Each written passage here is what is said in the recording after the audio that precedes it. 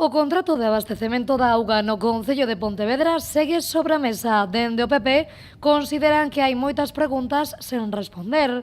Dende as filas populares consideran tamén que hubo un fallo de rigor no informe e, polo tanto, din que existen erros e falta de motivación en todo o proceso deste contrato.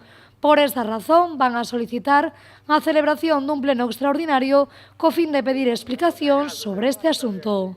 Por tanto, estos aspectos y otros aspectos de la licitación para nosotros están sembrando de dudas y suspicacias todo el procedimiento de licitación, unas dudas y suspicacias que no deberían existir en un proceso de licitación de un contrato administrativo tan relevante y tan importante en términos económicos y de duración. Por lo tanto, visto que el Gobierno no da explicaciones, vamos a solicitar la celebración de un pleno extraordinario para instar al Gobierno a que dé explicaciones a todas las cuestiones que estamos observando en este procedimiento, que no nos parece del todo regular y hay cosas que tienen que ser explicadas. O fin e o obxectivo do PP é tentar dar transparencia a un procedimento importante para a cidade de Pontevedra.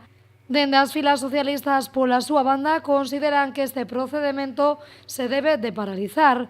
O PSOE pide un reseteo deste contrato e unha nova valoración do mesmo.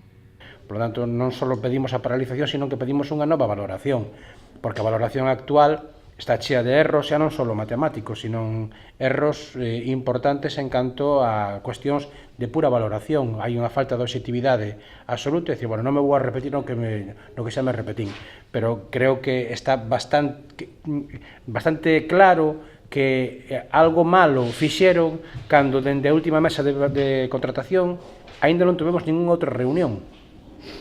Se só fora a correxir erros matemáticos, a verdade é que se fai nun día.